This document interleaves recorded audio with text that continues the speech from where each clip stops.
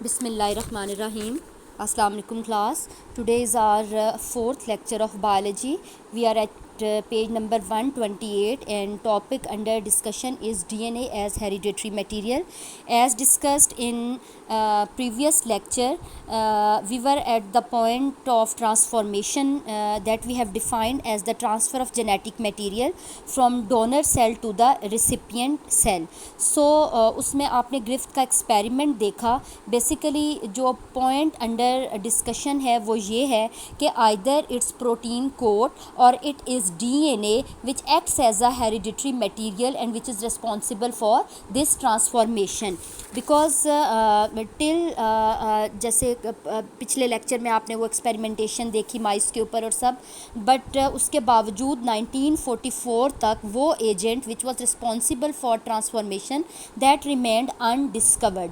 सो एक series of experiment perform किया 3 scientist ने who were Avery, MacLeod and McCarty, और उस एक्सपेरिमेंटेशन की बेस पर उन्होंने एक प्रिंसिपल फॉर्मुलेट किया जिसको हम ट्रांसफॉर्मिंग प्रिंसिपल का नाम देते हैं. So are today's topic is basically on transforming principle. इस एक्सपेरिमेंटेशन में इन्होंने किया ये कि एस टाइप और आर टाइप स्ट्रेप्टोकोकस जो बैक्टीरिया है वो उसका एक मिक्सचर उन्होंने इस तरह से प्रिपेयर किया कि डिफरेंट प्रोटीन डाइजेस्टिंग और RNA डाइजेस्टिंग एंजाइम्स की हेल्प से उन्होंने सारा का सारा उन बैक्टीरिया से प्रोटीन जो था वो रिमूव कर दिया. That eventually they got a purity of about 99.98%. तो उन्होंने देखा कि सारा प्रोटीन डाइजेस्ट करने के बावजूद भी जो ट्रांसफॉर्मिंग एक्टिविटी थी वो स्टॉप ना हुई, यानी कि बैक्टीरिया जब नॉर्मली आगे रिप्रोड्यूस करते रहे और जो न्यू डॉटर बैक्टीरियाज प्रोड्यूस होते रहे उनमें ट्रांसफॉर्मेशन पे किसी किस्म का कोई फ़र्क ना पड़ा और जेनेटिक मटेरियल जो था वो उन्हीं ट्रेट्स के साथ आगे ट्रांसफ़र होता रहा. बट जब उन्होंने DNA डाइजेस्टिंग एंजाइम्स यानी DNases की हेल्प से DNA को ख़त्म किया उन बैक्टीरिया की बॉडी से, तो then transforming activity got destroyed और स्टॉप. तो एडिशनल एविडेंस के तौर पर हम यहाँ पर एक एक्सपेरिमेंट देखते हैं जिसको हम हार्शे एंड चेज एक्सपेरिमेंट करते हैं. दैट वाज परफॉर्म्ड इन 1952 और इस एक्सपेरिमेंट में उन्होंने बैक्टीरियोफेजेस T2 सेलेक्ट किए. Bacteriophages you know these are the bacteria eating viruses. वो वायरसेस हैं जो बैक्टीरिया की बॉडी में अपना लाइफ साइकिल कंप्लीट करते हैं. In some experiments, they labeled viruses with radioisotope P32, which was incorporated into newly synthesized DNA of grooving phage. In other experiments, the viruses were grown on a medium containing S35, an isotope of sulfur, which is incorporated into the amino acids of newly synthesized protein codes. तो यहाँ तक जो एक बात आपने समझनी है, जो ये फिगर नंबर 20.8 में आप देख रहे हैं कि आपको 2 बैक्टीरियोफेजेस दिखाए गए हैं. एक बैक्टीरियोफेज वो है जिसको S35 यानी सल्फ़र का एक रेडियो एक्टिव आइसोटॉप है S35, उससे उसको वो इस पर इंजेक्ट कराया गया. ये एक S35 एक ऐसा आइसोटॉप होता है जो बैक्टीरिया की it is incorporated into the protein code of this virus, जबकि जो दूसरा बैक्टीरियोफेज है उसको लेबल किया गया विद P32 आइसोटॉप. अब फास्फोरस का ये जो आइसोटॉप रेडियो एक्टिव आइसोटॉप है, this is such type of material that is incorporated inside the DNA of the virus.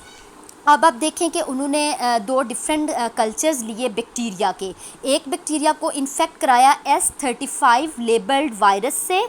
याद रखना है आपने कि S35 लेबल्ड जो वायरस है उसके प्रोटीन कोड में जो है ये आइसोटॉप मौजूद है, जबकि जो P32 वायरस है जिससे उन्होंने दूसरे बैक्टीरियल कल्चर को इन्फेक्ट कराया, दैट इज़ द वायरस जिसमें P32 जो आइसोटॉप है that is incorporated in the DNA of the virus. So एक वो बैक्टीरियल कल्चर है जिसको इन्फेक्ट कराया गया protein code labelled S35 virus से, और दूसरा वो बैक्टीरियल कल्चर है जिसको इन्फेक्ट कराया गया with those viruses that are incorporated by P32 isotope of their DNA. Hope so यहाँ तक ये बात आपको क्लियर होगी. अब आप देखें कि ये दोनों बैक्टीरिया जब नॉर्मली ये आगे रेप्लिकेट किए और इन्होंने डॉटर बैक्टीरिया प्रोड्यूस किए, तो वो बैक्टीरिया जो कि S35 लेबल्ड था, जिसको S35 लेबल्ड वायरस ने इन्फेक्ट किया था, उसके अंदर जितने भी डॉटर वायरसेस प्रोड्यूस हुए उनकी प्रोटीन कोड्स तो लेबल्ड थी विद S35, बट जो डीएनए था और फर्दर जो बैक्टीरिया का डीएनए था उसको जब ऑब्जर्व किया गया तो इट वाज नॉट इन्फेक्टेड और incorporated by this isotope S35। इसका मतलब ये हुआ कि जो प्रोटीन कोड है that is not responsible for transformation. अगर वो ट्रांसफॉर्मेशन की रिस्पॉन्सिबल होती तो वो अपने इस कैरेक्टर को, यानी कि जो S35 लेबल जो रेडियो एक्टिव मटेरियल था, ये आगे बैक्टीरिया के डीएनए में जाता, लेकिन नहीं गया क्योंकि वो वायरस के डीएनए में नहीं था बल्कि उसकी प्रोटीन कोड में था। सो इससे ये प्रूव हो गया कि जो प्रोटीन कोड है या प्रोटीन्स जो होते हैं they are not responsible for transformation of any trait, any character, और they are not the unit of inheritance, जैसा कि इससे पहले तक सोचा जाता था। जबकि अब अगर हम दूसरे सेट ऑफ एक्सपेरिमेंट पे आएँ तो उसमें बैक्टीरिया को इन्फेक्ट कराया गया था with P32 DNA labelled virus. अब इसमें जो रिज़ल्ट्स आए वो ये आए कि all the viruses which were further like virulency जो हुई और अपना लाइफ साइकिल कंप्लीट किया वायरसेस ने, और जितने भी बैक्टीरिया के अंदर हमें न्यू डीएनएज मिले और जो बैक्टीरिया का अपना भी डीएनए था, that was all incorporated by P32 radio active isotope of phosphorus. इसका मतलब ये हुआ कि इस सेकंड सेट ऑफ एक्सपेरिमेंट में क्योंकि वायरस के डीएनए को लेबल किया गया था एक आइसोटॉप से, तो डीएनए क्योंकि यूनिट ऑफ इनहेरिटेंस है, that is the agent that causes transformation, तो उसने ये कैरेक्टर जो है वो रेप्लिकेशन के दौरान आगे ट्रांसमिट किया बैक्टीरियल डीएनए के अंदर। दैट्स वाई जो इस बैक्टीरिया के आगे जितनी भी जनरेशन्स प्रोड्यूस होंगी they all were having this labeled P32 DNA. So after the labeled viruses were permitted to infect bacteria, the bacterial cells were agitated violently to remove the protein codes of the infected viruses from the surfaces of the bacteria. This procedure removed nearly all of the S35 label from the bacteria. However, the P32 label had transformed to the interior of the bacteria and was found in the viruses subsequently released from the infected bacteria.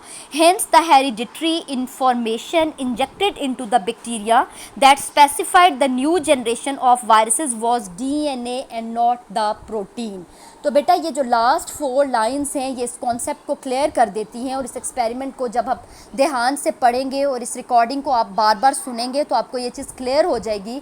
इस experiment को हम transformation principal का नाम देते हैं, और ये इस चीज़ को प्रूव कर देता है कि this is DNA which is the hereditary material and which is responsible for transformation, that is the transfer of genetic material from the donor cell to the recipient cell.